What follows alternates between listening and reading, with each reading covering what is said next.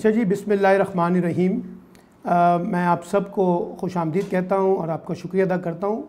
मेरा नाम सलमान आबिद है। मैं एक सीनियर जर्नलिस्ट हूँ, कॉलमिस्ट हूँ डेली एक्सप्रेस का, और साथ साथ राइटर हूँ कई किताबों का, और ख़ास तौर पे ट्रेनिंग के शोबे में काम करता हूँ। मेरा अपना एक इदारा है, idea institute for democratic education and advocacy, जो पाकिस्तान में पब्लिक यूनिवर्सिटीज़ के साथ और यूथ के साथ काम करता है। अच्छा, आज का जो सेशन है, इससे शुरू करने से पहले मैं आपको ये बता दूं कि 3:35 पे या 3:40 पे 35-40 मिनट के बाद जो है हम ऑफ हो जाएंगे, और उसके बाद हमें 5 मिनट का ब्रेक होगा, और फिर हम अगले 20-25 मिनट जो है ना वो दोबारा जो रिज्वाइन करेंगे। तो बीच में 4-5 मिनट का ब्रेक आएगा, तो आपने इसके बाद दोबारा रिज्वाइन करना है। अच्छा, आज का जो सेशन है बेसिकली ये conflict management and peace building पे है।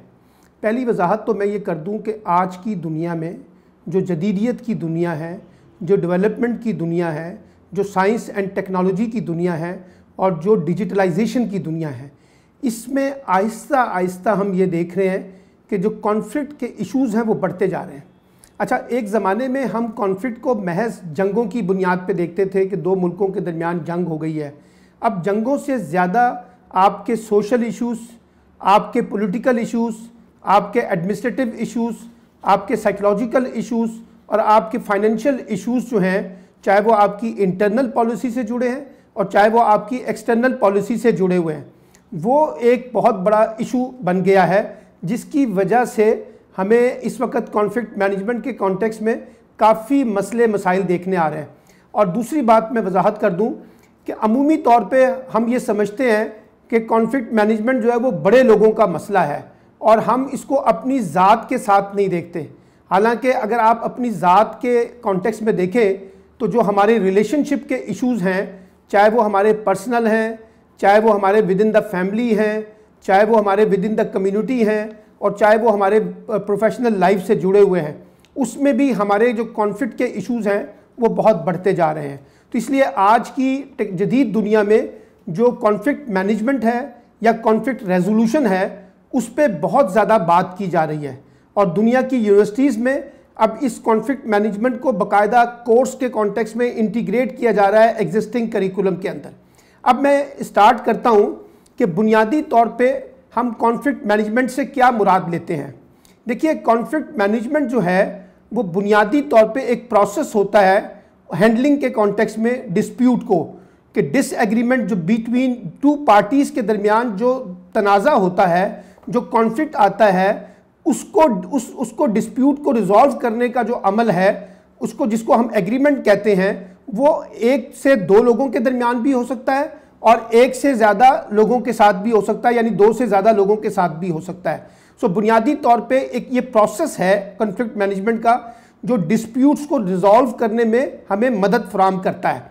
दूसरा, इसका जो बुनियादी जो गोल है वो है to minimise the negative factors, कि वो जो दो लोगों के दरमियान या दो से ज़्यादा लोगों के दरमियान डिस्प्यूट्स हैं, उसके जो नेगेटिव फैक्टर्स हैं उसको हमने ख़त्म करना है, और उसके मुकाबले में जो पॉजिटिव फैक्टर्स हैं उनको हमने इनकरेज करना है, ताकि हम किसी एग्रीमेंट के ऊपर आ जाएं और वो जो डिस्प्यूट है वो एक रेजोल्यूशन के कॉन्टेक्स्ट में हमारे सामने आ जाए।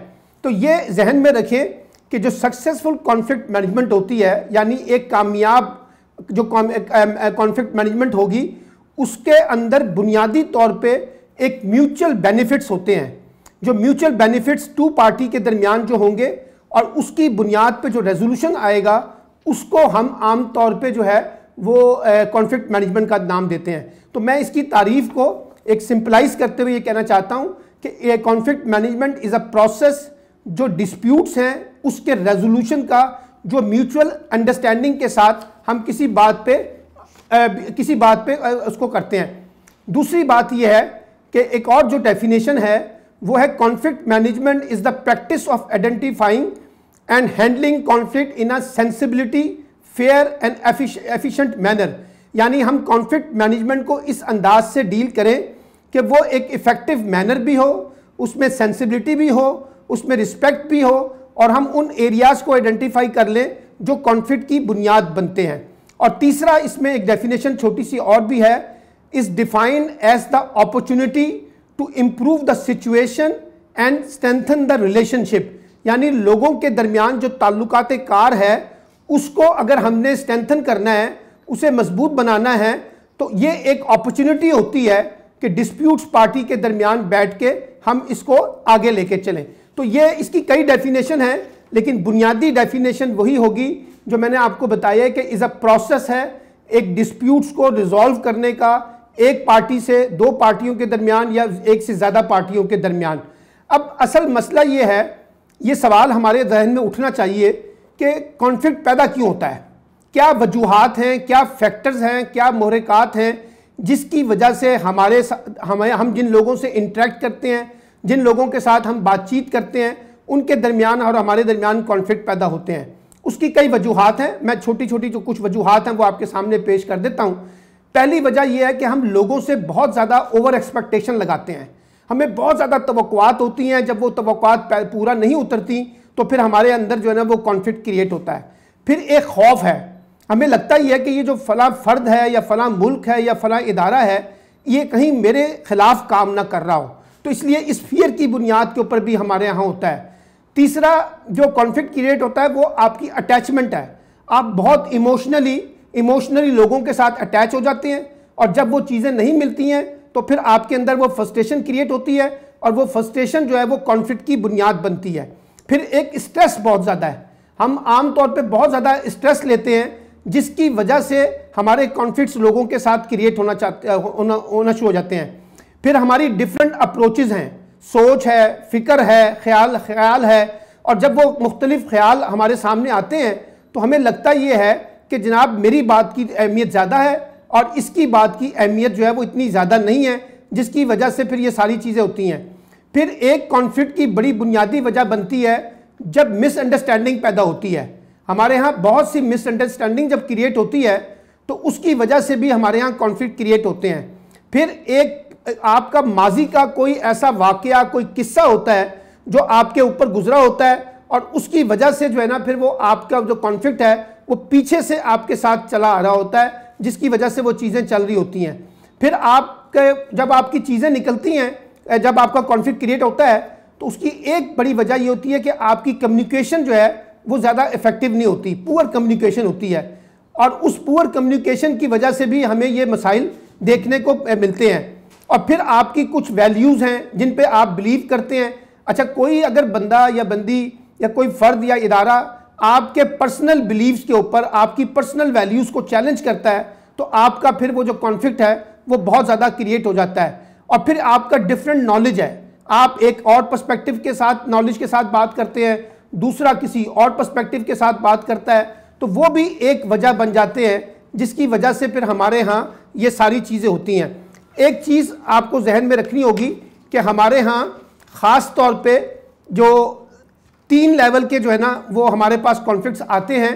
एक होता है इंट्रापर्सनल कॉन्फ्लिक्ट, और एक है इंटरपर्सनल कॉन्फ्लिक्ट, और एक है इंट्रा ग्रुप कॉन्फ्लिक्ट, यानी लोगों के दरमियान भी, ग्रुप के दरमियान भी और इंस्टीट्यूशन के साथ भी हमें काम करते हुए मुख्तलिफ किस्म के जो कॉन्फ्लिक्ट हैं उनको डील करना पड़ता है। फिर आप ये देखिए, जब हम ख़ास तौर पे कॉन्फ्लिक्ट को डील करते हैं तो हमारे सामने 3 प्रिंसिपल होते हैं। पहला प्रिंसिपल तो ये होता है कि हम चाहते ये हैं कि किसी तरीके से हमारा कॉन्फ्लिक्ट जो आया है, उभर के पैदा हो गया है, जायज़ है, नाजायज़ है, अच्छा है, बुरा है, हम इस कॉन्फ्लिक्ट को रिडक्शन करें, इसको कम करें।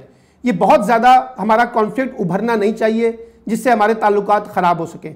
दूसरा ये कि हम चाहते हैं कि अगर ये कम ना हो तो हम इसको एलिमिनेट करना चाहते हैं, हम चाहते हैं कि मुकम्मल तौर पे जो कॉन्फ्लिक्ट्स हैं वो हमारे एलिमिनेट हो जाएं। और तीसरा ये कि हम चाहते हैं कि वो टर्मिनेट कर दिए जाए, यानी आपकी और मेरी ज़िंदगी में वो जो कॉन्फ्लिक्ट है उसका कोई पार्ट नहीं होना चाहिए, और हमने ये तय कर लिया कि आज से हम इसको टर्मिनेट कर रहे हैं और हम आगे पॉजिटिव वे फॉरवर्ड की तरफ जा रहे हैं। तो ये तीनों बुनियादी बातें, रिडक्शन, एलिमिनेशन और टर्मिनेशन, जो है वो कॉन्फ्लिक्ट रेजोल्यूशन के साथ साथ चलते हैं।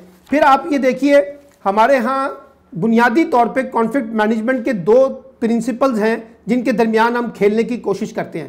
पहला है नेगेटिव आउटकम्स ऑफ कॉन्फ्लिक्ट, यानी जो आपके आउटकम्स हैं,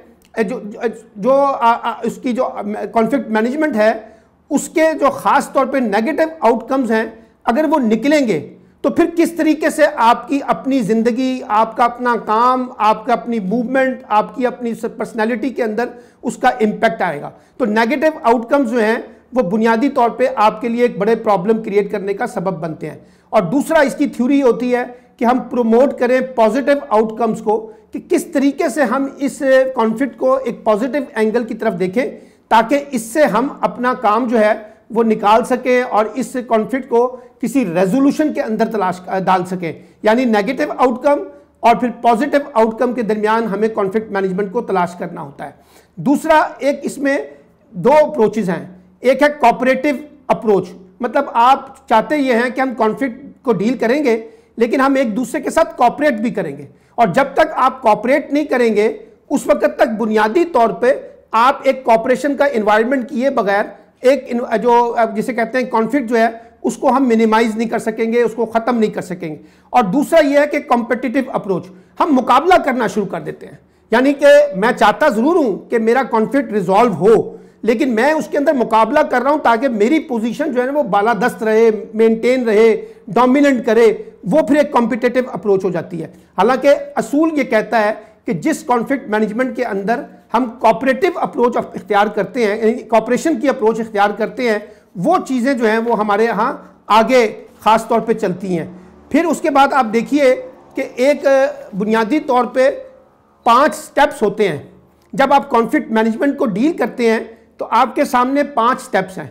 मिसाल के तौर पे मेरा किसी के साथ कॉन्फ्लिक्ट क्रिएट हुआ, मैं उस कॉन्फ्लिक्ट में ज़्यादा अपने आप को इंगेज नहीं कर रहा बल्कि अवॉइड कर रहा हूँ। मैं उसको बहुत ज़्यादा लिफ्ट नहीं करा रहा, बहुत ज़्यादा केयर नहीं कर रहा, उसे बहुत ज़्यादा मैं जिसे ना अहमियत नहीं दे रहा, और वो मैं उसको अवॉइड कर रहा हूँ। तो एक अप्रोच ये होती है कि जो भी कॉन्फ्लिक्ट क्रिएट हो, आप अगर उसके अंदर आप उसको अवॉइड कर देते हैं तो कोशिश करते हैं कि मैं इसके साथ ज़्यादा इंगेज ना हूँ ताकि इसका इम्पैक्ट मुझ पर ना आए, पहली बात। दूसरी बुनियादी बात जो है अकोमोडेटिंग अप्रोच, यानी हम कोशिश करते हैं कि हम किसी कॉन्फ्लिक्ट को डील करते वक्त दूसरे फरीक को या दूसरे इदारे को अकोमोडेट करें। मसलन देखिए ना, हमारी पर्सनैलिटी में अकोमोडेशन इतना इंपॉर्टेंट फैक्टर है कि हम रोज़ाना की बुनियाद पे अपने दफ्तरी कामों में, अपने इनफरादी कामों में, अपने फैमिली से रिलेटेड, अपने कम्युनिटी से रिलेटेड मैटर्स में बुनियादी तौर पे अकोमोडेट की अप्रोच अपनाते हैं, लोगों को अकोमोडेट करते हैं। मैं आपको अकोमोडेट करता हूँ, आप मुझे अकोमोडेट करते हैं, तो फिर ये एक अप्रोच अकोमोडेशन की आ जाती है। फिर तीसरी अप्रोच है कंप्रोमाइजिंग की। मैं देखता हूँ कि ये बड़ा ताकतवर है, अगर मैं इससे कंप्रोमाइज़ कर लूँ तो मेरे हक में है, या ये कि मैं सोचता हूँ कि ये कमज़ोर है तो इसको कंप्रोमाइज़ करना पड़ेगा, मैं तो ताकत में हूँ। तो एक कंप्रोमाइजिंग का जो अप्रोच है वो फिर हम इस्तेमाल करने की कोशिश करते हैं। और चौथी अप्रोच है कॉम्पेटिंग की, यानी हम मुकाबला करना शुरू कर देते हैं। मैं कहता हूँ नहीं, मैं इसकी ऐसी तैसी करूँगा, मैं इसको बताऊँगा, इसको सबक सिखाऊँगा, इसको ज़रा थोड़ा सा नीचा करूँगा, इससे माफ़ी मंगवाऊँगा। तो एक कम्पीट करने की जो अप्रोच है ना वो फिर हमारे ऊपर गालिब हो जाती है। और फिर एक है कोलैबोरेटिंग अप्रोच, यानी मैं कोलैबोरेट करना चाहता हूँ आपके साथ, मैं रिजॉल्व करना चाहता हूँ और मैं चाहता हूँ कि आप मेरे से कोलैबोरेट करें, मैं आपके साथ कोलैबोरेट करूँ, कहाँ मैं आपको फैसिलिटेट कर सकता हूँ, कहाँ आप मुझे फैसिलिटेट कर सकते हैं। तो हम एक दूसरे की कोऑपरेशन के साथ एक जो है ना वो कोऑपरेशन, इसका कोलैबोरेशन का जो एटीट्यूड है उसको रीबिल्ड करते हैं ताकि हम ज़्यादा बेहतर तरीके से इन चीज़ों को लेके चलें। फिर कॉन्फ्लिक्ट मैनेजमेंट के अंदर 2-3 और ख़ास तौर पे एक और स्टाइल है, वो है फोर्सिंग कॉन्फ्लिक्ट स्टाइल। यानी मैं आपसे रेजोल्यूशन तो चाहता हूं, मैं चाहता हूं कि रेजोल्यूशन हो जाए, लेकिन मैं आपको मजबूर कर रहा हूं कि आप मेरी शराइत के ऊपर जो है ना रिजॉल्व करें, यानी डिक्टेट कर रहा हूं। मैं आपको अंडरस्टैंड नहीं कर रहा, आपको समझ नहीं रहा, आपके कंसर्न को नहीं समझ रहा, आपके इश्यूज को नहीं समझ रहा, लेकिन मैं आपको इन्फोर्स कर रहा हूं कि अगर आपने ये काम करना है तो मेरी शर्त पे होगा, और मैं आपको इन्फोर्स कर रहा हूं, डिक्टेट कर रहा हूं। तो ये फिर उसमें जो कमज़ोर होता है, ये प्रिंसिपल वहाँ चलता है, जो दूसरा कमज़ोर फरीक है मैं उस पर ये सारा हुक्म चला के तो ये सारी चीज़ें कराता हूँ। तो हम इनको, ये जो 5 चीज़ें मैंने आपको बताई हैं, अवॉइडिंग की, अकोमोडेटिंग की, कंप्रोमाइजिंग की, कंपैटिंग की और कोलैबोरेटिंग की, ये डिफरेंट स्टाइल अप्रोच हैं कॉन्फ्लिक्ट मैनेजमेंट को डील करने के कॉन्टेक्स्ट में। फिर आप ये देखें, अब एक और सवाल ये पैदा होता है, मिसाल के तौर पे आप सब लोग यहाँ मौजूद हैं, टीचिंग फैकल्टी से हैं और एकेडमिशियन हैं, आपका बच्चों के साथ एक बड़ा राब्ता रहता है, स्टूडेंट्स के साथ, फिर टीचर्स का आपस में फैकल्टी का बहुत राब्ता रहता है। अब आप ज़रा इसमें देखिए, मिसाल के तौर पे अगर मेरे साथ कोई कॉन्फ्लिक्ट क्रिएट हो जाए तो हम क्या वो बुनियादी स्किल्स हैं जिसकी बुनियाद पे मैं कॉन्फ्लिक्ट को बेहतर तरीके से डील करता हूँ। आप देखिए, पहला कॉन्टेक्स्ट ये है कि आप कितना इफेक्टिवली अपने अंदर लिसनिंग पावर रखते हैं। क्योंकि देखिए, बुनियादी तौर पे जो नाराज़ लोग होते हैं ना, वो चाहते हैं कि कोई उनकी बात सुने। तो आप एक दूसरे की बात को सुनने की सलाहियत पैदा करेंगे इफेक्टिवली, तो आप ज़्यादा बेहतर तरीके से इस कॉन्फ्लिक्ट मैनेजमेंट के अंदर एक बड़े अच्छे फरीक के तौर पे रोल प्ले कर सकते हैं। दूसरा ये कि आपने आइडेंटिफाई कर लिया है कि बुनियादी इशू क्या है। देखिए, वो कहानी तो बहुत बड़ी पेश कर रहा है, बड़ी लंबी गुफ्तगू कर रहा है, लेकिन क्या आपने इसको अंडरस्टैंड किया है कि इस पूरी लड़ाई के अंदर या इस पूरे कॉन्फ्लिक्ट के अंदर वो बुनियादी रूट काज क्या है, वो बुनियादी इशू क्या है जिसकी बुनियाद के ऊपर इसका मेरा कॉन्फ्लिक्ट जो है वो क्रिएट हुआ है। तो इसका मतलब है कि identification of the root cause जो है is much more important for the conflict resolution के कॉन्टेक्स्ट में। फिर आप ये देखिए कि आपने कितना लोग अपनी जो नीड्स हैं, मसलन मेरे साथ आपका तनाज़ा है, तो मैंने किस हद तक अपनी उसको एक्सप्रेस किया है कि मैं क्यों नाराज़ हूँ, क्या कॉन्फ्लिक्ट है मेरा, किस बुनियाद के ऊपर है, तो मैं क्या इस व्यू को ज़्यादा बेहतर तरीके से पेश कर सका हूँ ताकि लोगों को अंडरस्टैंड हो जाए, लोगों को समझ आ जाए इन चीज़ों को देखने के लिए। फिर यह है कि क्या मैं ये बिलीव करता हूँ कि ये जो कॉन्फ्लिक्ट मैनेजमेंट है it's a opportunity for growing, मतलब मुझे मौका मिला है कि मैं आपसे अपना तनाज़ा ख़त्म करूं और आगे बढ़ूं पॉजिटिवली डेवलपमेंट के कॉन्टेक्स्ट में, क्योंकि मुझे अपने लिए ज़्यादा कॉन्फ्लिक्ट नहीं क्रिएट करने हैं। और याद रखिए, एक बुनियादी प्रिंसिपल है, जो लोग ज़्यादा से ज़्यादा अपनी ज़ात के अंदर, अपने कामों के अंदर कॉन्फ्लिक्ट क्रिएट करते हैं, वो ज़्यादा स्ट्रेस लेवल का शिकार होते हैं, वो ज़्यादा अपने लिए नेगेटिविटी क्रिएट करते हैं। और जो लोग, देखिए ये एक फितरी अमर है, कॉन्फ्लिक्ट हर एक के अंदर आएगा, हम ये बाय नेचर है, हम इसको अवॉइड नहीं कर सकते, लेकिन सवाल ये है कि हम इसको कितना मिनिमाइज कर पाते हैं और कितना इसकी सेंसिटिविटी से के बारे में अवेयर हैं ताकि हम इसको ज़्यादा बेहतर तरीके से एड्रेस कर सकें। फिर इसके बाद ये है कि क्या मुझे, आप एक जनरलाइज किस्म का कॉन्फ्लिक्ट डिस्कस कर रहे हैं या बहुत स्पेसिफिक होकर चीज़ों को डिस्कस करने की कोशिश कर रहे हैं। हमारे यहाँ लोगों को समझ नहीं आती, जब मैं लोगों का कॉन्फ्लिक्ट सुनने की कोशिश करता हूँ तो मुझे समझ नहीं आती कि असल इशू क्या है, किस बुनियाद के ऊपर जो है ना आप इन चीज़ों को देखने की कोशिश कर रहे हैं। तो आप अपने कॉन्टेक्स्ट को ज़्यादा बेहतर तरीके से एक्सप्रेस नहीं कर पाते, आपकी पोजीशन बड़ी क्लियर नहीं होती, आप ज़्यादा बेहतर तरीके से अपना मुकदमा जो है वो पेश नहीं कर पाते, जिससे वो कन्फ्यूजन क्रिएट हो जाती है और लोगों को समझ नहीं आता बुनियादी तौर पे कि आपका असल कॉन्फ्लिक्ट क्या है, जिसकी बुनियाद पे ये सारी दीवार जो है हमने अपनी खड़ी की हुई है। फिर इसके बाद ये है, आप मिसाल के तौर पे मैं और आपके दरमियान जो मेरा कॉन्फ्लिक्ट है, क्या ये यहीं तक रहेगा या मैं इसे बहुत ज़्यादा पब्लिसाइज कर दूंगा। तो एक बड़ा इशू आता है कि कितना आप लोगों की प्राइवेसी को मेंटेन करते हैं। अगर वो सिर्फ मेरे और आपके दरमियान है तो बात एक मुझे फिर भी समझ आती है, लेकिन अगर वो पूरे बाजार में गर्म हो, पूरे लोगों में गर्म हो, हल्का अहबाब में गर्म हो जाए, शहर में गर्म हो जाए, मीडिया में आ जाए, तो इसका मतलब है फिर उसका रिएक्शन जो है वो और तरीके से आता है। फिर आप जो है ख़ास तौर पे किस हद तक इक्विटी एंड इक्वालिटी, यानी लोगों के साथ कॉन्फ्लिक्ट को डील करते वक्त बराबरी का और मसावात का जो असूल है वो कितना इख्तियार करते हैं, ताकि हमें लगे कि आप न्यूट्रल हैं, आप किसी को की पार्टी नहीं ले रहे, आप किसी के। और ये भी याद रखिए, बाज़ औक़ात मैं और आप मिलके अपना कॉन्फ्लिक्ट दूर करने की कोशिश करते हैं, और सम टाइम जब आप और मैं नहीं कर पाते तो फिर हम जो है वो एक थर्ड पार्टी ढूंढते हैं ना, तीसरे फरीक को बीच में शामिल करते हैं ताकि वो आके हमारा मसला जो है, डिस्प्यूट जो है वो रिजॉल्व कर दे। वो घरों के अंदर भी होता है, घरों से बाहर भी होता है, हुकूमती सतह पे भी होता है, बैनुल-अक़वामी सतह के अंदर भी होता है। अभी आपके सामने एक रीसेंट मिसाल है कि इंडिया पाकिस्तान के दरमियान जो बड़ा मेगा कॉन्फ्लिक्ट है वो कश्मीर के कॉन्टेक्स्ट में है। तो अमेरिका कह रहा है, ट्रंप कह रहा है कि जी मैं इसमें आके आपके लिए एक मॉडरेटर का रोल प्ले करने के लिए तैयार हूँ अगर बोथ पार्टीज आर एग्रीड। और जो थर्ड पार्टी होती है वो अमूमी तौर पे आती ही उस वक्त है जब दोनों पार्टियां इत्तफाक कर लें। अगर वो इत्तफाक ना करें तो फिर थर्ड पार्टी को वो स्पेस ही नहीं मिलती जो बुनियादी तौर पे उनको दरकार होती है। तो ये डिपेंड करता है कि दोनों पार्टियां किस हद तक एक थर्ड पार्टी को को कबूल करने के लिए तैयार होती हैं। अच्छा, फिर एक और चीज़ जिसको हमें देखना होता है वो ये है, वो ये होता है कि हम आम तौर पे लोगों को फीडबैक नहीं देते। यानी मुझे आपसे नाराज़गी है लेकिन मैंने अपने अंदर वो नाराज़गी पाल ली है। अगर मैं उस नाराज़गी को इजहार आपके साथ एक अच्छे सेंसिबल तरीके से करूं तो इसका मतलब है कि हम इसको रिजॉल्व कर सकते हैं, इसको रिजॉल्व कर सकते हैं। अच्छा वो फिर आप अपनी वो फोकस जो है ना वो, अच्छा फिर इसमें एक और प्रॉब्लम आ जाता है, वो ये है कि हम इश्यूज से हटके ना पर्सनालिटी पे बहुत ज़्यादा फोकस करना शुरू कर देते हैं, ज़ातियात पे बहुत ज़्यादा आ जाते हैं। इशू कुछ और है और ज़ातियात पे जो आजकल आप देखती हैं हमारे जो टॉक शोज़ के अंदर होता है, वहाँ इशू कम डिस्कस होता है, बल्कि पर्सनालिटीज़ ज़्यादा डिस्कस होती हैं। इमरान खान, नवाज शरीफ, जरदारी जो भी हैं, हम सब उनके अंदर फंस जाते हैं, जो इशू है वो बहुत पीछे रह जाता है। फिर उसके बाद जो है एक और बड़ी इंपॉर्टेंट बात मैं आपको बताना चाहता हूँ, डिस्प्यूट्स उस वक्त रिजॉल्व होते हैं जब आपके पास एक मुतबादल ऑप्शन होता है। अगर आपके पास वो मुतबादल ऑप्शन नहीं है तो फिर आप कैसे जो है ना वो एक रेजोल्यूशन की तरफ जाएंगे, क्योंकि जो मौजूदा सिचुएशन है वो तो मुझे भी कबूल नहीं है और आपको भी कबूल नहीं है। तो इसका मतलब है कि एक अल्टरनेट ऑप्शन होना चाहिए जो मुझे भी कबूल हो, म्यूचुअल अंडरस्टैंडिंग के साथ, और आपको भी हो, ताकि हम एक एग्रीमेंट की तरफ जा सकें।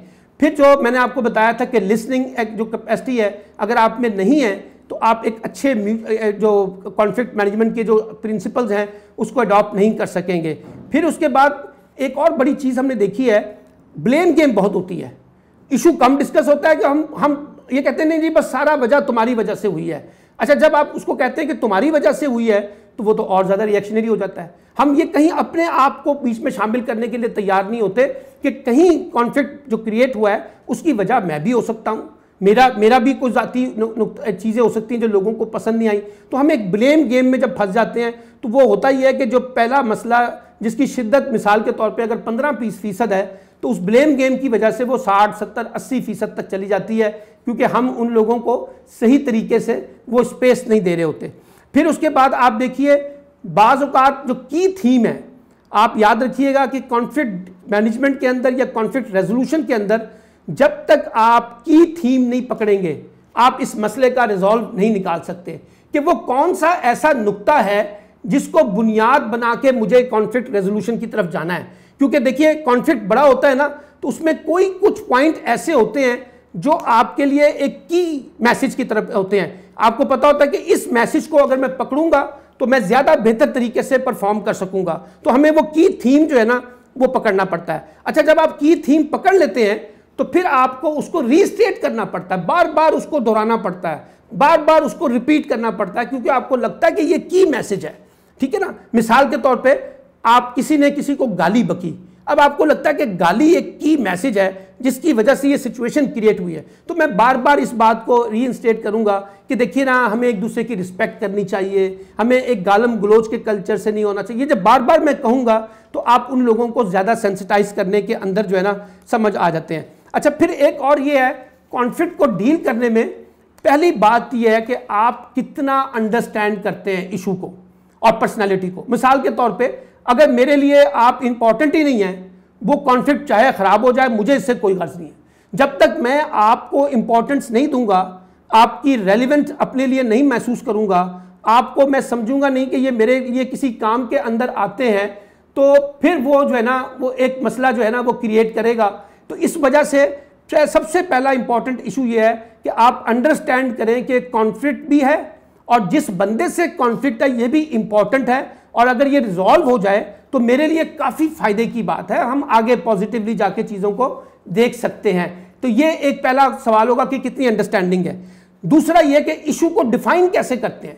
अब एक कॉन्फ्लिक्ट क्रिएट हो गया और मैं जाके किसी को गालियाँ गलोच करना शुरू कर दूँ, भाई मैंने उसके सामने इशू डिफाइन करना है कि आपके किसी अमल से, आपकी किसी तहरीर से, आपके किसी बोलने से, आपके किसी एक्शन से मेरे अंदर जो कॉन्फ्लिक्ट क्रिएट हुआ है उसको कैसे डिफाइन करते हैं एक सेंसिबल तरीके से, एक इंटेलेक्चुअल तरीके से, एक एकेडमिक तरीके से, ताकि हम उन चीज़ों को लेके चलें। फिर एक और चीज़ जिसको आपने समझना है वो है एग्रीमेंट पे पहुंचना। देखिए आप प्रोसेस को कितना छोटा कर लें और प्रोसेस को चाहे कितना बड़ा कर लें, आप चाहे शॉर्ट टाइम में इसको, शॉर्ट स्पेल में इसको रिजॉल्व करें और चाहे आप एक लॉन्ग टाइम में उसको में रिजॉल्व करने की कोशिश करें, आपने एग्रीमेंट के ऊपर आपका बेसिक जो आपके डेस्टिनेशन है वो एक म्यूचुअल एग्रीमेंट है। अगर वो म्यूचुअल एग्रीमेंट होगा तो इसका मतलब है कि आप कॉन्फ्लिक्ट मैनेजमेंट के प्रोसेस में कामयाब हुए हैं। और फिर एक बात मैं आपको बताना चाहता हूं कि वो ये कि आपको बाज़ औक़ात म्यूचुअल अंडरस्टैंडिंग में या म्यूचुअल एग्रीमेंट में जाने के लिए जो ट्रेडिशनल अप्रोच हैं उनके मुकाबले में आउट ऑफ द बॉक्स जाके चीज़ों को देखना पड़ता है।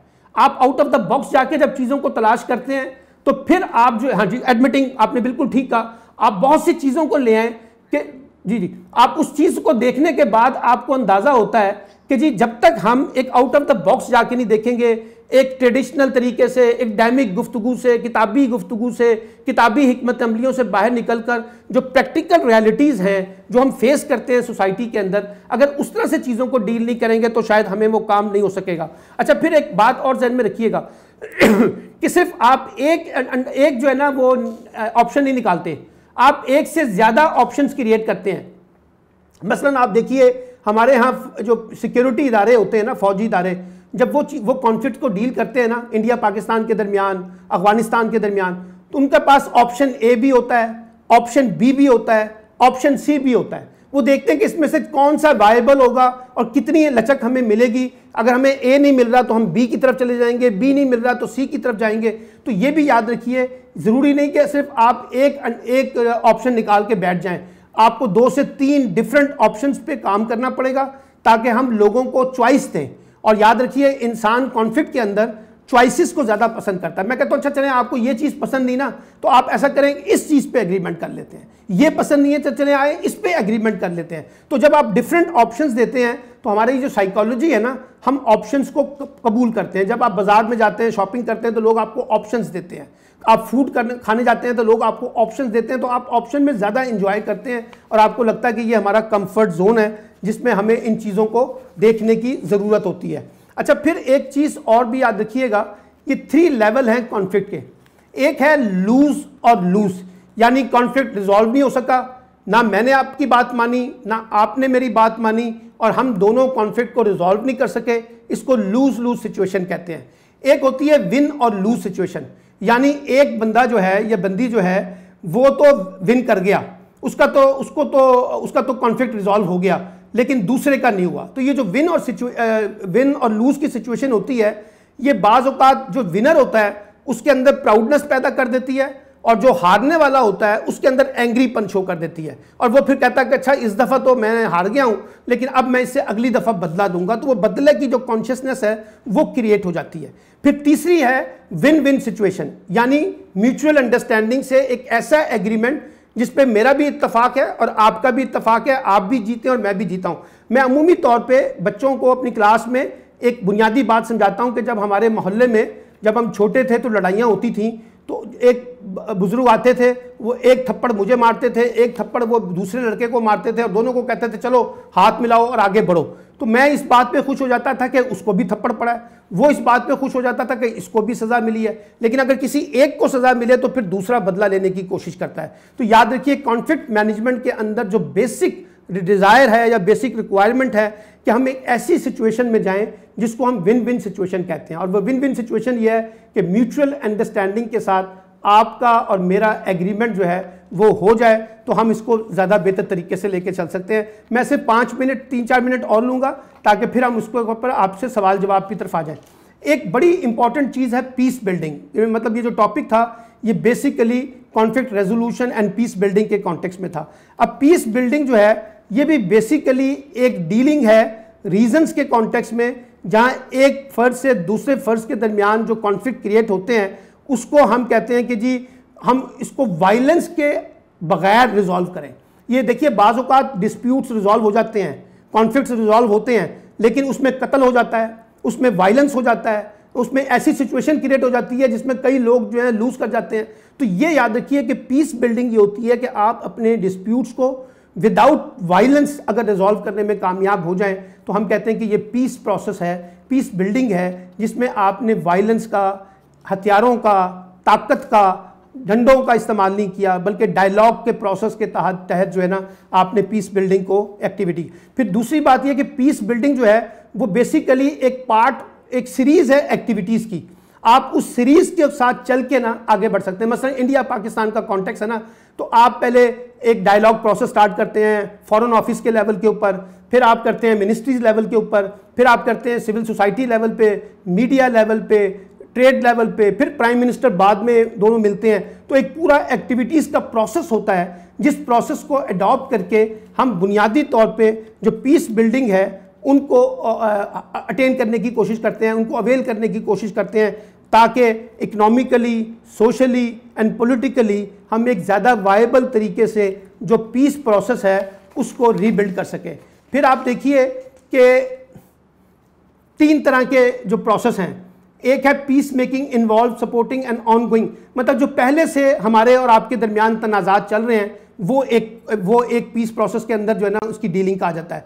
एक ये है कि अभी कॉन्फ्लिक्ट स्टार्ट नहीं हुआ, मतलब peace building happens before a conflict start once an end, यानी अभी हम एक्सपेक्ट कर रहे हैं कि ये एक चीज़ क्रिएट हो सकती है इंडिया पाकिस्तान के दरमियान, मेरे और आपके दरमियान, यानी पहले से हम थोड़ा सा नतीजा अखज़ करने की कोशिश कर रहे हैं, प्रिवेंट करते हैं, रिजम्पशंस करते हैं कॉन्फ्लिक्ट को, तो ये चीज़ों को देखने की, क्रिएट करने का। अच्छा, फिर उसमें देखें कंपोनेंट्स क्या हैं पीस बिल्डिंग के। सबसे पहला कंपोनेंट तो ये होता है कि हमें एक इन्वायरमेंट क्रिएट करना होता है, जो कि इस वक्त इंडिया पाकिस्तान के दरमियान नहीं है। अनफॉर्चुनेटली हमारे तो बिल्कुल किसी लेवल पे भी डायलॉग नहीं हो रहा, क्योंकि बहुत ज़्यादा टेंशन है, बहुत ज़्यादा डिप्रेशन है, फ्रस्ट्रेशन है, ब्लेम गेम है। तो आप अभी तक इंडिया पाकिस्तान के दरमियान एक इन्वायरमेंट क्रिएट नहीं हो रहा। हालांकि हमने ये करतारपुर खोला ताकि शायद कोई इसका फ़ायदा उठा सके, लेकिन स्टिल जो है वो हम नहीं कर सके। तो एक इन्वायरमेंट, सपोर्टिव इन्वायरमेंट जो है वो क्रिएट करना पड़ता है। फिर हमें रिकंसाइल करना पड़ता है अपने ओपोनेंट्स को, रिविजिट करना पड़ता है उनके स्टेटमेंट्स को, उनके मौक़िफ़ को। I have a question sir, please. जी प्लीज सर, ये पीस बिल्डिंग की आपके बात कर रहे हैं बार बार, अगर एक बंदा मान नहीं रहा तो फिर वो पीस बिल्ड कैसे कर सकते हैं? एक बंदा मानने को तैयार ही नहीं है। देखिए बात ये है, सवाल ये है, जी मेरा सवाल ये है कि ये म्यूचुअल अंडरस्टैंडिंग से होता है जी, और एक पार्टी जो थर्ड पार्टी है वो उस पे एग्रीमेंट पे आ नहीं रही, एक एग्रीमेंट हो जाता है, तो फिर पीस बिल्डिंग कैसे होगी उसमें? देखिए पॉसिबल। जी अब आपने बड़ा इंपॉर्टेंट सवाल उठाया है, लेकिन अब देखिए ना मसला क्या है, हमारे पास वे आउट क्या है? हमारे पास वे आउट यह है कि या तो हम पीस बिल्डिंग इनिशिएटिव्स को सपोर्ट करें, या फिर हम पीस बिल्डिंग के मुकाबले में कहिए आइए हम जंग कर लेते हैं, तो शायद इस मसले का हल जंग हो। मैं आपको एग्जांपल देता हूं अफगानिस्तान के क्राइसिस की। लोग समझते थे कि अफगानिस्तान का मसला जो है वो रेजोल्यूशन में नहीं जाएगा और वो रिजॉल्व नहीं हो सकता, इसका हल जो है वो जंग ही है और वो बड़ी आज आप देखिए अमेरिका जैसी सुपर पावर, तालिबान जैसी सुपर पावर, अफगान हुकूमत जैसी सुपर पावर, चाइना, ये सब लोग इस बात पे आए हैं कि जी अफगानिस्तान के मसले का हल बाई हुक नहीं है, यानी कि ताकत का इस्तेमाल नहीं है, जंग नहीं है, इसको पीस प्रोसेस के साथ रिजॉल्व करना पड़ेगा। इंडिया पाकिस्तान के दरमियान भी सॉरी ये पीस बिल्डिंग तो ना हुई ना, पहले उन्हें जंग कर दी, उसके बाद तो वहां पे फौजें भेज दी, सारा कुछ तबाह कर दिया, आप कहते हैं पीस बिल्डिंग हो। इसी वजह से ना, I will never believe sir. नहीं आप बिलीव करें या ना करें, दुनिया में आप एक बात को समझने की कोशिश करें, कुछ लोग जंगों से पहले पीस बिल्डिंग का हिस्सा बनते हैं, पीस प्रोसेस का हिस्सा बनते हैं, और कुछ लोग जंगों में नाकामी के बाद रियलाइज करते हैं कि ये वे आउट ठीक नहीं है, हमें वापस डायलॉग प्रोसेस की तरफ जाना पड़ेगा।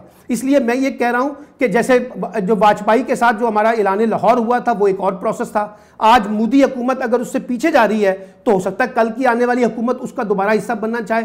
हमारे पास ऑप्शन जो हैं आज की दुनिया में, जो कॉन्फ्लिक्ट मैनेजमेंट के डील्स के प्रिंसिपल्स हैं, उसमें निगोसिएशन, उसमें डायलॉग, उसमें जो पीस इनिशिएटिव्स ही एक वाहिद, जिसको आप कहते हैं ना आज की दुनिया में डिप्लोमेटिक फ्रंट, आप कहते हैं कि जी सफारतकारी के महाज पे, यही वो चीज़ें हैं जिनको हमें बार बार रीबिल्ड करना है अगर हम चाहते हैं कि हम वायलेंस से बचें, हम उससे बचें। अच्छा, हो सकता है आपकी बात से मैं इत्तेफाक करते हुए पहले कह रहा हूं कि कोई मुल्क नहीं मान रहा, लेकिन ज़रूरी नहीं है कि ये इसकी मुस्तकिल पोजीशन है। ये आप हिंदुस्तान में भी देख लें, अफगानिस्तान में भी देख लें, बाकी मुल्कों में भी देख लें, जो लोगों की आज पोजीशन है कल वो पोजीशन नहीं थी, वो वापस उस प्रोसेस की तरफ भी आए हैं, डायलॉग की तरफ। तो इसलिए ये वे आउट हमें विंडो जो है वो खोलनी चाहिए ताकि हम इसको ज़्यादा बेहतर तरीके से देख सकें। फिर उसमें थैंक यू। और फिर उसमें आप ये देखिए हमें उसमें मीडिया को कैसे इन्वॉल्व करना है, उसमें सिविल सोसाइटी कैसे इंगेज करनी है। ये जो बड़े पीस बिल्डिंग के इनिशिएटिव्स हैं जिसके अंदर इन चीज़ों को रिजॉल्व करके हमने, अगर आप मेरे पास इतना टाइम तो नहीं है, लेकिन अगर आपको मैं दुनिया के बड़े बड़े डिस्प्यूट्स को बताऊं तो फाइनली आप देखिए कि लोगों ने उसको पॉलिटिकली और इकोनॉमिकली भी उन चीज़ों के साथ रिजॉल्व किया है कि हम एक पीस बिल्डिंग में जाके लोगों के साथ निगोशिएट करें, कहीं किसी को ज़्यादा मिलेगा, कहीं किसी को कम मिलेगा, और उसकी बुनियाद के ऊपर जो है ना वो हम चीज़ों को लेके कर सकेंगे। लास्ट मैं कमेंट कर लूँ, फिर मैं इसके बाद क्वेश्चन आंसर ओपन कर देता हूँ। वो की प्रिंसिपल क्या है? की प्रिंसिपल ये है कि अगर आप विजनरी हैं और बहुत ज़्यादा चीज़ों को एक लॉन्ग टर्म पर्सपेक्टिव में देखने के आदी हैं तो आप पीस बिल्डिंग को सपोर्ट करेंगे। आपको लगता है कि मुस्तकिल हल जो है ना वो लड़ाई नहीं है। और मैं क्योंकि ऐसे लोगों को जानता हूं, ऐसे मुल्कों को जानता हूं जो एक लंबे अरसे तक लड़ाइयों के अंदर रहे हैं। मैं 3 दफ़ा काबुल गया हूं, काबुल के अंदर मुख्तलिफ निगोसिएशन के साथ एडवोकेसी एंड मीडिया के प्लेटफॉर्म पे, वहाँ लोग जो हैं जो कल तक जंग कर रहे थे आज वो एक बिल्कुल डिफरेंट बात कर रहे होते हैं। तो ये एक निकलती है कि आप कितने विजनरी हैं। दूसरा ये कि आप कितना पीस बिल्डिंग के ऊपर डिपेंडेंट हैं, यानी आपको लगता है कि अगर पीस नहीं होगा तो बात नहीं चलेगी। मसलन मैं आपको पाकिस्तान की बात बताता हूं। पाकिस्तान ये समझता है कि अगर हमने अब इस रीजन के अंदर अपने आप को स्टेबल करना है पॉलिटिकली, इकोनॉमिकली, सोशली, तो हमें हिंदुस्तान और पाकिस्तान के ताल्लुकात को भी बेहतर बनाना है और कश्मीर का इशू भी हमें रिजॉल्व करना है, क्योंकि वो की इशू है। जब तक कश्मीर का मसला रिजॉल्व नहीं होगा हिंदुस्तान और पाकिस्तान के ताल्लुकात भी ठीक नहीं हो सकेंगे। तो ये जो हम इंटरडिपेंडेंट हैं, यानी हिंदुस्तान के ऊपर डिपेंडेंट है, अफगानिस्तान के ऊपर डिपेंडेंट है, इंडिया हम पे डिपेंडेंट है, चाइना हम पे डिपेंडेंट है, तो ये जो इंटरडिपेंडेंट पॉलिसी होती है ये भी हमें इन चीज़ों को देखने की कोशिश करनी चाहिए। फिर सस्टेनेबल मॉडल जो मुस्तकिल बुनियादों पर एक पीस प्रोसेस को मेंटेन करे, सस्टेन करे, वो उसको लेके चले ताकि हम उसको ज़्यादा बेहतर तरीके से लेके चलें। और फिर मैंने आपको बताया कि आप एक ऐसी स्ट्रैटेजी अपनाते हैं, जैसे हमने करतारपुर राहदारी खोली है, ये पाकिस्तान की स्ट्रैटेजी है बुनियादी तौर पे, ताकि हम इंडिया में एक मैसेज, सॉफ्ट मैसेज दें कि हम इसको ताल्लुकात को बहाल करना चाहते हैं। प्राइम मिनिस्टर इमरान खान कहते हैं आप एक स्टेप चलें, हम 3 कदम आगे चलने के लिए तैयार हैं। ये वो आपके सॉफ्ट मैसेज हैं जिसको दुनिया ने कबूल किया। यूएन के अंदर जो उनकी स्पीच हुई लोगों ने उसको एक्सेप्ट किया। तो ये इस तरह की चीज़ों को स्ट्रेटेजिक पीस बिल्डिंग काम करते हैं। और लास्ट में मैं ये कहता हूँ कि जितना ज़्यादा, याद रखिए, आप इंगेजमेंट की पॉलिसी बनाते हैं, कॉपरेशन की पॉलिसी बनाते हैं, कोलैबोरेशन की पॉलिसी बनाते हैं, पार्टनरशिप की पॉलिसी बनाते हैं, उतने ही ज़्यादा आपके इनफरादी इश्यूज भी लोगों के साथ, आपके सोशल इश्यूज भी, आपके पॉलिटिकल इश्यूज भी, आपके इकोनॉमिक इश्यूज भी और आपके जो रीजनल और इंटरनेशनल इश्यूज भी हैं वो रिजॉल्व हो सकते हैं। तो फाइनल मेरा मैसेज ये है कि ये जो अपना कॉन्फ्लिक्ट मैनेजमेंट है और जो पीस बिल्डिंग के प्रोसेस हैं, ये आज की दुनिया में बहुत इंपॉर्टेंट हैसियत इख्तियार कर गए हैं, क्योंकि अब दुनिया जंगों की दुनिया नहीं है। अब कोई दुनिया का मुल्क जंगों को ओपनली सपोर्ट नहीं करता। अगर वो करते भी हैं तो उसको इनडायरेक्ट, अंदर खाते सपोर्ट करने की बात करते हैं, ओपन नहीं करते कोई भी। इसलिए कि दुनिया अब सपोर्ट करती है बुनियादी तौर पे कि निगोशिएशन के ऊपर, पीस के ऊपर। तो मेरी गुजारिश, क्योंकि आप सब टीचर हैं, मैं यहाँ पे इसको रैपअप करता हूँ कि आप अपने स्टूडेंट्स के साथ, क्योंकि स्टूडेंट्स में भी बहुत ज़्यादा एग्रेशन आ गया है, स्टूडेंट्स में भी बहुत ज़्यादा स्ट्रेस लेवल्स हैं और उनके अंदर भी कॉन्फ्लिक्ट क्रिएट हो रहे हैं। वो रीजनल कॉन्फ्लिक्ट्स भी हैं, वो लिंग्विस्टिक कॉन्फ्लिक्ट्स भी हैं, वो एथनिकल कॉन्टेक्स्ट भी हैं, वो रिलीजन्स के कॉन्टेक्स्ट भी हैं, वो पॉलिटिकल पोलराइजेशन भी है। इसमें उस्ताद का रोल बहुत बढ़ गया है कि वो कॉन्फ्लिक्ट मैनेजमेंट की, पीस बिल्डिंग को, इंपॉर्टेंस को समझे और बच्चों को अपने मौजूदा निसाब के जरिए उसको इंटीग्रेट करके इसमें से नतीजा हासिल करने की कोशिश करें। जी, अब सवाल कीजिएगा। उस प्रॉब्लम अगर सॉल्व नहीं हो रहा पीस बिल्डिंग से, और मजीद कितना टाइम देना चाहिए? आप क्या समझते हैं कि क्या वो इन्फिनिटी है टाइम की, या कोई टाइम लिमिट भी होनी चाहिए? देखिए, असूली तौर पे तो टाइम होना चाहिए, टाइम लिमिट होनी चाहिए, क्योंकि जितनी जल्दी आप अपने इश्यूज को रिजॉल्व कर लेंगे उतना ज़्यादा आपके अपने मुल्क के लिए भी या आपकी ज़ात के लिए भी बेहतर है। अगर आप इसको प्रोलॉन्ग करेंगे, लंबा करते जाएंगे, उसमें से फिर नए नए तनाज़े जन्म लेंगे, नए नए मजीद जो है ना वो जो तनाज़े क्रिएट होंगे वो और ज़्यादा कॉन्फ्लिक्ट क्रिएट करेंगे।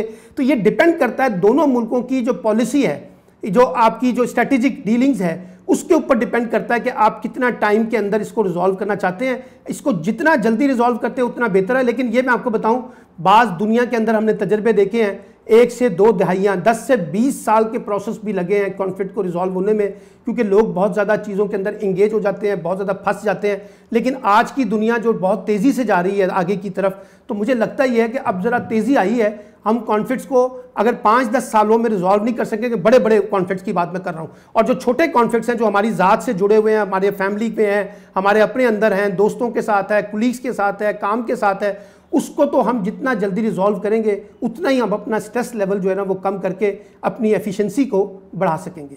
जी, और कोई सवाल?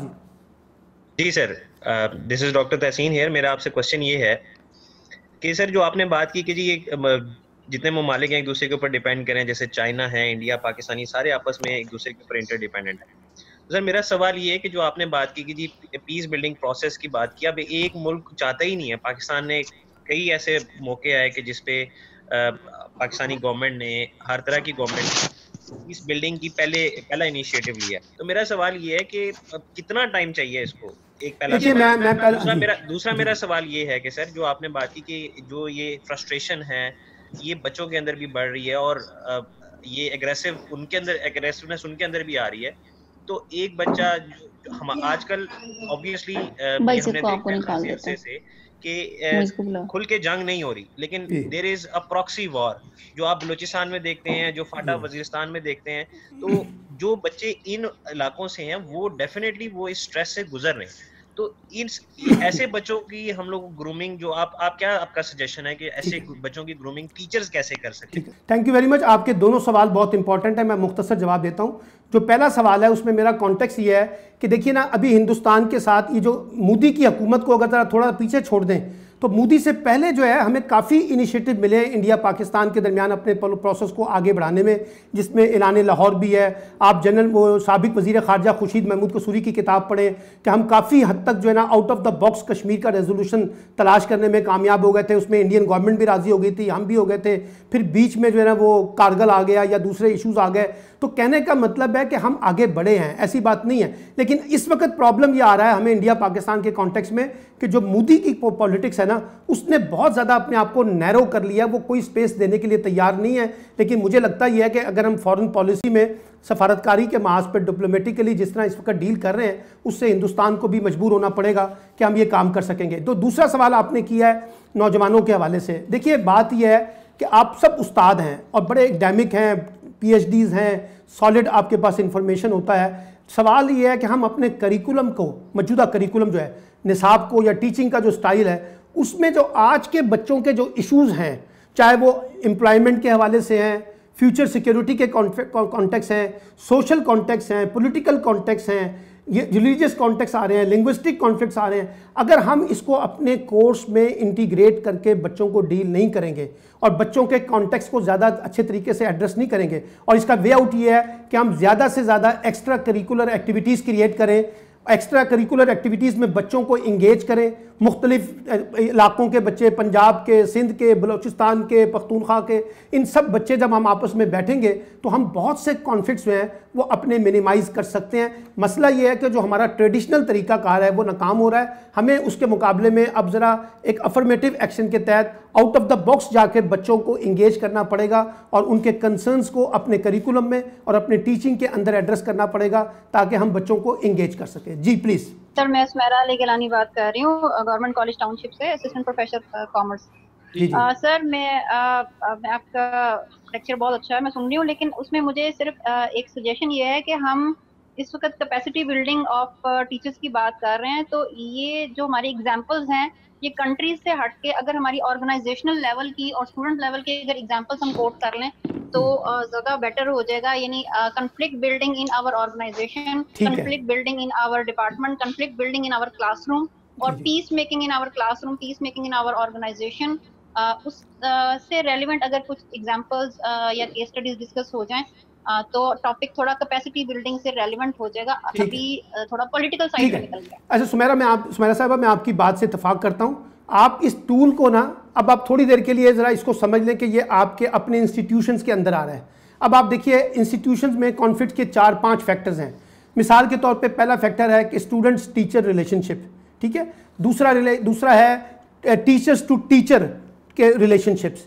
तीसरा है टीचर्स का और एडमिनिस्ट्रेशन का रिलेशनशिप, ठीक है। और फोर्थ है टीचर्स का और गवर्नमेंट का या HEC का, जो एजुकेशन मिनिस्ट्रीज़ या अथॉरिटीज़ हैं, जो जैसे आप HEC के साथ चल रहे हैं, ये हैं। तो ये 4-5 लेवल्स हैं। ये जैसे अभी हमारे यहाँ हायर एजुकेशन का बजट आया है, वो बहुत लो है, तो हमें उनको कैसे एड्रेस करना है। तो ये जो 5-6 लेवल्स हैं, अब आप इसी में से यही प्रिंसिपल जो मैंने आपको कहा है कि आप इश्यूज़ को आइडेंटिफाई कर लें, आप उसमें से वो आप देखें कि कौन से वो स्पेसिफिक ग्रे एरिया हैं जिनको हमें बीट करना है। बच्चों का आपके दरमियान क्या कॉन्फ्लिक्ट क्रिएट हो रहा है, एडमिनिस्ट्रेशन का आपके साथ क्या कॉन्फ्लिक्ट है। अगर हम इसको अंडरस्टैंड कर लें तो इसी में से हम वो स्ट्रेटजी बना सकते हैं। इस स्ट्रेटजी बना के फिर हम उसको बेहतर तरीके से डील कर सकेंगे जिस भी फरीक के साथ हमारा इस वक्त कॉन्फ्लिक्ट हो रहा है। और ये याद रखिए कि जहाँ हम काम करते हैं, मिसाल के तौर पे जैसे आप यूनिवर्सिटी ऑफ एजुकेशन की बात कर रही हैं या किसी और इदारे की बात कर रहे हैं, कॉन्फ्लिक्ट तो हर जगह मौजूद है। टीचर्स के भी हैं, एडमिनिस्ट्रेशन के साथ भी हैं, हुकूमत के साथ भी हैं, स्टूडेंट्स के साथ भी हैं। असल में हमारे पास बदकिस्मती से वो जो मैकेनिज्म्स होते हैं ना, अव्वल तो बने हुए नहीं है कि कैसे हमने कॉन्फ्लिक्ट को डील करना है, और अगर वो बने हुए हैं तो वो ज़्यादा ट्रांसपेरेंट नहीं है, ज़्यादा अकाउंटेबल नहीं है, ज़्यादा एक्सेसिबल नहीं है, ज़्यादा उनके अंदर इजीली हमारी एक्सेस नहीं होती। ये वो चीज़ें हैं जिसको हमें ज़्यादा स्मार्टली डील करना चाहिए। सिस्टम में बाज़ औक़ात बन जाते हैं, लेकिन सिस्टम को चलाने के लिए जो सिस्टम चाहिए ना, मैकेनिज्म, वो अनफॉर्चुनेटली नहीं होता। तो मैं आपसे इत्तफाक करता हूं कि जो आपने कहा कि एग्जांपल्स हम अपने इसको स्पेसिफाई कर लें, तो अब जो सवाल आप करें तो वो उसी कॉन्टेक्स्ट में कीजिएगा, ताकि मैं जवाब भी उसी कॉन्टेक्स्ट में दूं बाकी पार्टिसिपेंट का, कि हम अपने इंस्टीट्यूशन के अंदर जहां हम काम करते हैं वहां जो हमें प्रॉब्लम आ रहे हैं ना कॉन्फ्लिक्ट से रिलेटेड, उसको कैसे डील करना है। और बच्चों के बारे में तो मैं आपको बता चुका हूँ, क्योंकि मैं मुख्तलिफ यूनिवर्सिटीज़ के साथ, पब्लिक यूनिवर्सिटीज़ के साथ काम करता हूँ। जितनी ज़्यादा आप एक्स्ट्रा करिकुलर एक्टिविटीज़ क्रिएट करते हैं, उसी से आप बच्चों के और जो डिस्प्यूट्स हैं उसको ज़्यादा बेहतर तरीके से एड्रेस कर सकते हैं। जी, मैं ये चाहता हूँ कि मुझे आप इस हवाले से कार्य करेंगे, आर्बिट्रेटर बेहतर है या अपने तौर पे ही कर दिया जाए। देखिए, और एक और सॉरी, और लाइटर मोड, और ये भी बता दीजिए कि अगर होम कॉन्फ्लिक्ट में अगर मियां बीवी के कॉन्फ्लिक्ट हो रहा तो उस वाले से किसको आर्बिट्रेटर ये बहुत अच्छा सवाल है। देखिए, मैं पहले सवाल का जवाब आपको पहला देता हूँ। देखिए, पहली आइडियल सिचुएशन तो ये होती है कि आपस में लोग जो है ना, जो दो फरीक हैं, अगर वो मिल के अपना मामला अंडरस्टैंड कर ले और उसको रिजॉल्व कर ले। अच्छा, उसमें फिर मैटर पड़ता है कि हमारे सब करती बात यह कि आप कितने म्यूचुअल, आप कितने कॉन्शियस हैं और कितने इंटेलेक्चुअल्स हैं और कितना एक दूसरे को स्पेस देके अपने मसले रिजॉल्व करने के लिए तैयार है। ये एक आइडियल सिचुएशन है। लेकिन अमूमी तौर पे हमने देखा, चाहे हमारे घरों में भी कोई लड़ाई हो जाए ना, हाँ, आपस में भी लड़ाई हो जाए मियाँ बीवी की, तो फिर वो सास आ जाती है, फिर माँ आ जाती है, फुप्पी आ जाती है, खाला आ जाती है, फिर हम उनको भी आर्बिट्रेटर बना के ना मसलों को रिजॉल्व करते हैं। इसी तरीके से हमारे मोहल्ले में कोई लड़ाई हो जाए दो पार्टियों की, तो मोहल्ले का कोई मौज़िज़ बीच में आके उसमें आ जाता है। जैसे इंडिया पाकिस्तान की मैंने आपको बताई, कश्मीर का मसला है, मैनेजमेंट का कहीं मसला है। मिसाल के तौर पर मेरा टीचर के साथ एक कॉन्फ्लिक्ट हो गया है, तो दूसरा टीचर आके बीच में एक रोल प्ले कर देता है पॉजिटिव तरीके से। अच्छा, आम तौर पर होता है, पता क्या है, इंसानी फितरत हमारे साथ वो ये है कि हम बहुत ईगोइस्ट हो जाते हैं। मुझे लगता है कि मैं क्यों अपनी शिकस्त तस्लीम करूं, गलती तो उसकी है। वो कहता है कि मैं क्यों तस्लीम करूं, गलती तो इसकी है।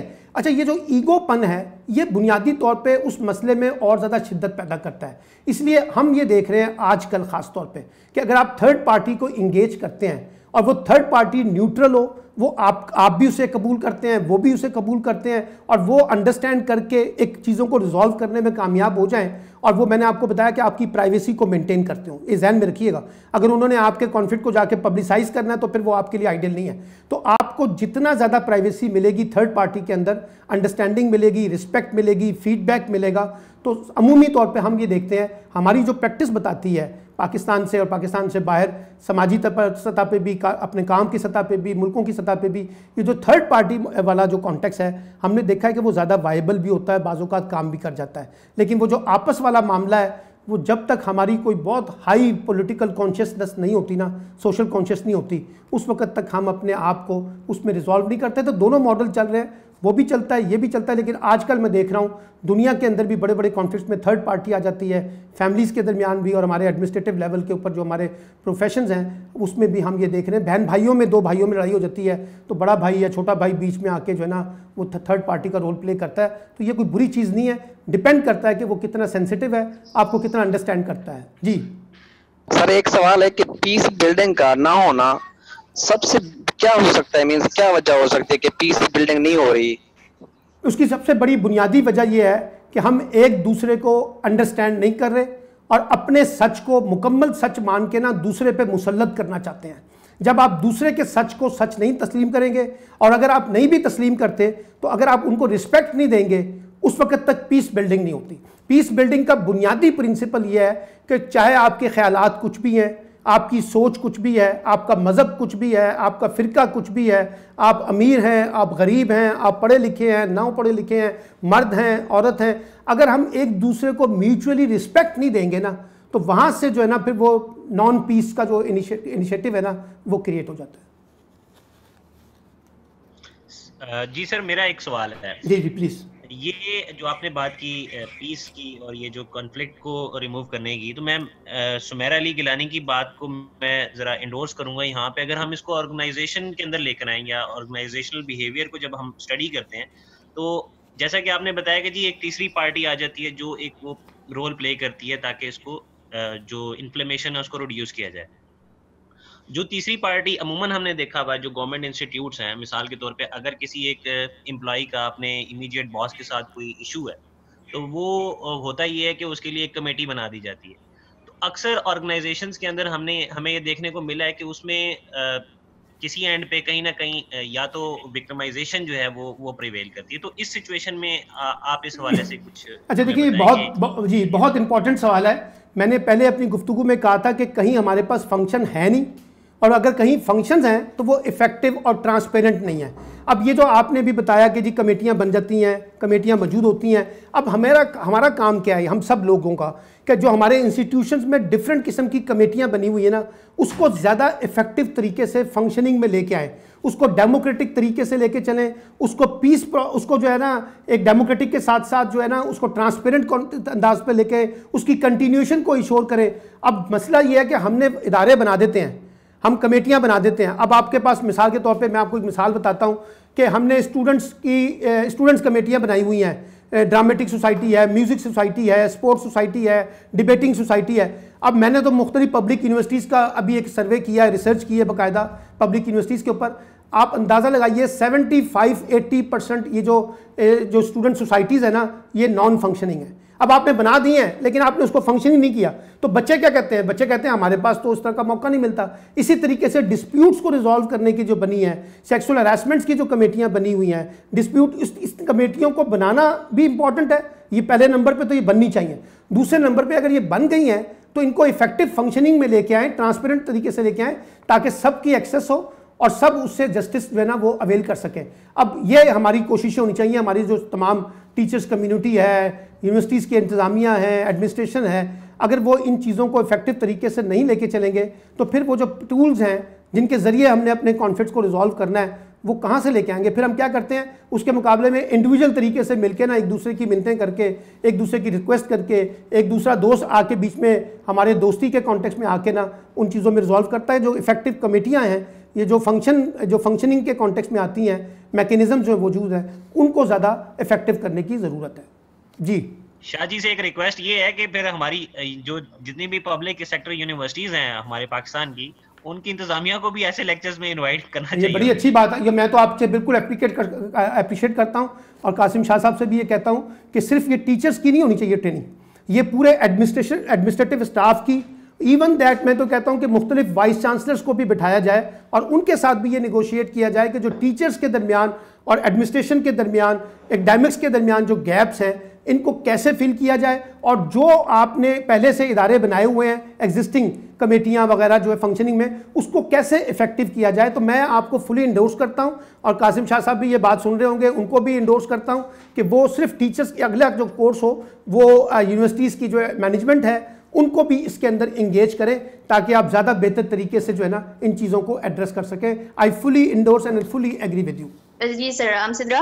सर माय क्वेश्चन इज कि समटाइम्स हमें पता चल जाता है ऐसे बनी कि फलां जो पर्सन है दैट ही और she is not doing good और in future is going to face some music from administration. ऐसे में एक कलीग होने के नाते, एक जूनियर या सीनियर होने के नाते, हमें उस पर्सन को कुछ सजेस्ट पहले कर देना चाहिए, क्योंकि हमारे यहाँ ना एक कल्चर है कि भी जूनियर तो नहीं कुछ बोल सकता, आप जूनियर हो, आपको क्या पता, आप नहीं जानते, यहाँ पहले बहुत कुछ चल रहा है। आप अगर सही आपका है ना, आप सही स्टांस पे भी हो, तो आपकी सजेशन को माना नहीं जाता।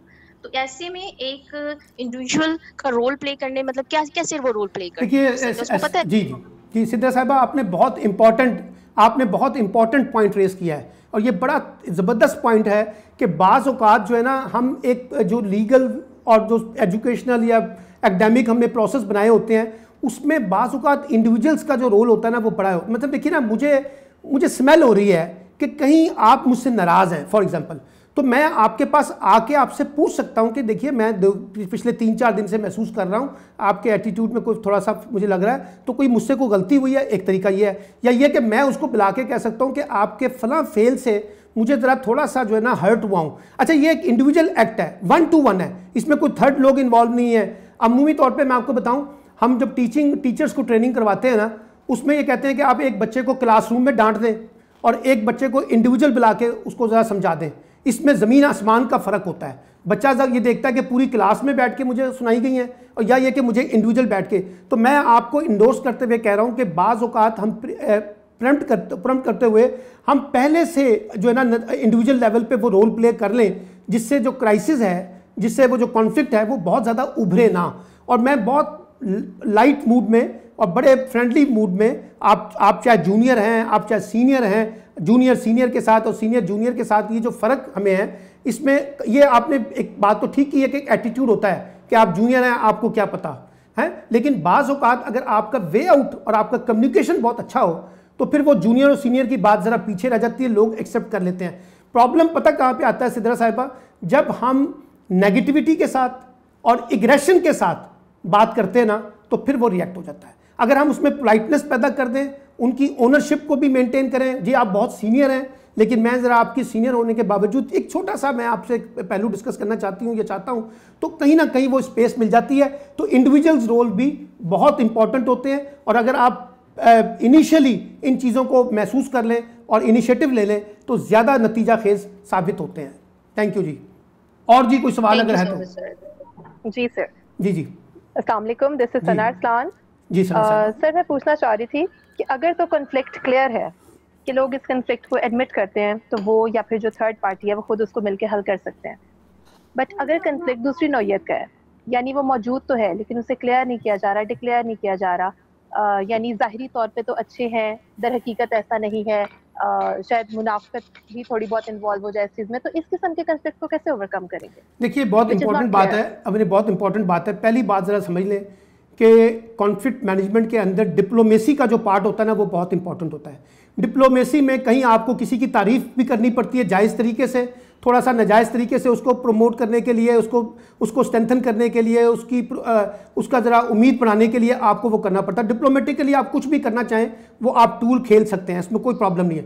प्रॉब्लम वहाँ पे आता है, देखिए जो बात बुनियादी है, अगर आपने अपना असल कंसर्न दूसरे तक नहीं पहुँचाया और दूसरे ने अपना असल कंसर्न आप तक नहीं पहुँचाया और इवन वो थर्ड पार्टी को भी नहीं पहुँचाया, तो इसका मतलब है कि जो असल इशू है ना, जो मैंने आपको कहा था कि जो बुनियादी ग्रे एरिया है, अगर वो नहीं पता चल पा रहा तो फिर डिस्प्यूट कैसे होगा, ये वो बुनियादी सवाल है।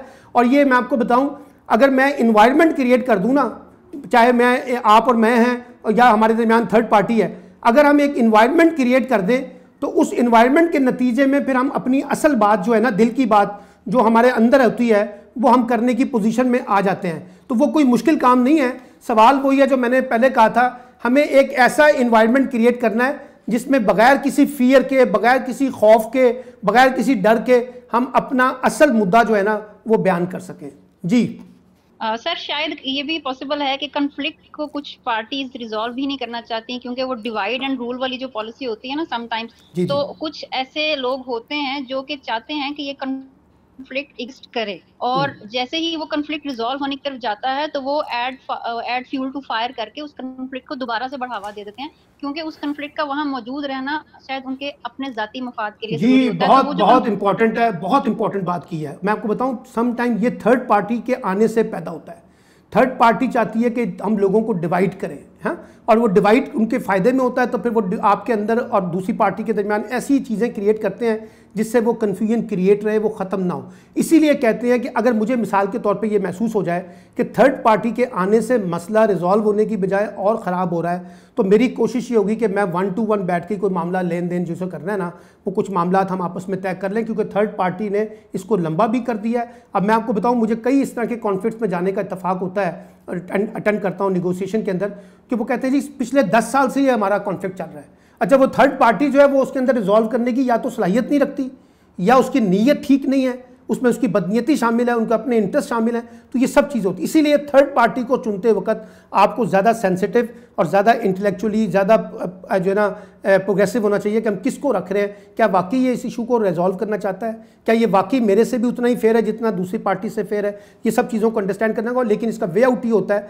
अगर हमें ये कहीं शक पड़ जाए तो बेहतर है कि दो पार्टियां जो हैं वो फिर आपस में अपने मामलात को ज़्यादा बेहतर तरीके से दुरुस्त करने की कोशिश करें, ताकि क्योंकि थर्ड पार्टी के एंगेज से मुमकिन है वो जो बात आपने जिसकी निशानदेही की है, और अमूमी तौर पर ये हमें देखने को भी मिलता है। Thank you. Thank you sir. Thank you. अस्सलाम वालेकुम सर। जी वालेकुम सलाम। गुलफाम नवाज़िज़ है जी गुलफाम साहब। अच्छा सर, मेरा सवाल ये है कि प्राइमरी, सेकेंडरी, हायर सेकेंडरी और यूनिवर्सिटी तक मैंने हर जगह पे सियासत देखी है, और वो भी स्टार प्लस के ड्रामों वाली। इसका क्या सलूशन है? देखिए, ये सिर्फ आपके तालीमी इदारों तक नहीं है। अनफॉर्चुनेटली हमारे यहाँ तमाम इंस्टीट्यूशंस के अंदर, उनके अंदर हमें अब पॉलिटिक्स जो है ना वो बहुत ज़्यादा नज़र आती है, जैसे आपने कहा है। अच्छा, इसको डील करने का तरीका मैं आपको बता देता हूँ, सिंपली है, हमें वो तमाम दरवाजे और वो लीकेजेस बंद करनी है जहाँ मेरिट पॉलिसी के मुकाबले में, ट्रांसपेरेंसी के मुकाबले में, अकाउंटेबिलिटी के मुकाबले में पॉलिटिकल इंटरफेरेंस बहुत ज़्यादा नज़र आती है। अब ये मसला क्योंकि मेरे और आपके दरमियान नहीं है, इसके ऊपर क्योंकि बड़े बड़े हुक्मरान तबकात, ताकतवर तबकात की अपनी पॉलिटिकल इंटरफेरेंस होती है, लेकिन मैं इसका नतीजा, रिज़ल्ट ये बताना चाहता हूँ आपको, इसका रेजोल्यूशन ये बताना चाहता हूँ, ये डिबेट हमें जनरेट करनी पड़ेगी कि जितनी लेस पॉलिटिकल इंटरवेंशन इदारों के अंदर होगी, और ख़ास तौर पे तालीमी इदारों के अंदर होगी, क्योंकि मैं देखिए पब्लिक यूनिवर्सिटीज़ के साथ काम करता हूँ डिफरेंट प्रोजेक्ट्स के ऊपर, मैं बिल्कुल अंडरस्टैंड करता हूँ कि किस किस्म की पॉलिटिक्स जो है ना वो हमारे इंस्टीट्यूशंस के अंदर आ चुकी हैं, और उसका डायरेक्ट जो है ना इफ़ेक्ट जो है वो बच्चों पे भी पड़ रहा है, लेकिन टीचर्स पे बहुत पड़ रहा है। और टीचर्स की ग्रुपिंग जो है ना, पोलराइजेशन जो है ना वो बहुत ज़्यादा बढ़ गई है। उनको मजबूर किया जाता है कि आप इस ग्रुप का साथ दें और इस ग्रुप का साथ ना दें। तो आई फुली इंडोर्स, यही वो मैकेनिज़्म है जो आजकल हम HEC के साथ भी डिस्कस करते हैं कि किस तरह से लेस पॉलिटिकल इंटरवेंशन जो है ना वो तालीमी इदारों में हो, और लोगों को ये पूरा रियलाइजेशन हो कि यहाँ जो कुछ होता है वो मेरिट पे होता है और वो ऑनेस्टी की बुनियाद पे होता है। बदकिस्मती है, मैं तो ये कहूँगा कि इस पॉलिटिकल इंटरवेंशंस ने हमारे बहुत से इंस्टीट्यूशन को ख़राब कर दिया। थैंक यू वेरी मच, बहुत बहुत शुक्रिया आपका sir, thank you very much. और मैं आप सब का भी बहुत बहुत शुक्रिया अदा करना चाहता हूँ, क्योंकि आप सब ने माशाल्लाह बहुत अच्छे सवालात रेज़ किए हैं, और जाहिर करता है कि आप इन तमाम चीज़ों के बारे में ज़्यादा कॉन्शियस हैं, आप समझते हैं इन इशूज़ को जो आप फेस कर रहे हैं एकेडमिक साइड के ऊपर, अपने अपने इंस्टीट्यूशंस के अंदर, अपने इंडिविजुअल सतह के ऊपर। तो मुझे जो जिस तरह से आपने सवालात किए और जो फीडबैक मुझे आपसे मिला है वो जाहिर करता है, और मेरा तो वैसे भी आपको मैं बताऊं, यूनिवर्सिटी ऑफ एजुकेशन के बारे में बड़ा पॉजिटिव इमेज है, क्योंकि मुझे 2 साल हो गए हैं वहाँ पे एक प्रोजेक्ट पे काम करते हुए, और मैंने देखा है कि बहुत अच्छा रिस्पांस जो है ना वो आपका यूनिवर्सिटीज़ देती हैं, आपके स्टूडेंट्स एडवाइज़र जो हैं वो हमें देते हैं, स्टूडेंट्स देते हैं। अभी कल हमने जो है ना एक peace, tolerance and social harmony पे यूनिवर्सिटी ऑफ एजुकेशन के 25 बच्चों के साथ एक ऑनलाइन कोर्स 2 दिन का कंप्लीट किया है, और माशाल्लाह बच्चों ने जिस अंदाज से पार्टिसिपेट किया है वो बड़ा ज़बरदस्त था, बड़े ज़बरदस्त सवालात थे। तो मैं तो यूनिवर्सिटी ऑफ एजुकेशन का हमेशा से शुक्रिया अदा करता हूँ, और आप सब का भी शुक्रिया अदा करता हूँ कि आप इस कासिम अली शाह फाउंडेशन साहब के इस कोर्स का हिस्सा बने, और इंशाल्लाह ये आपको फ़ायदा पहुँचाने का सबब बनेगा। Thank you very much once again आप सबका।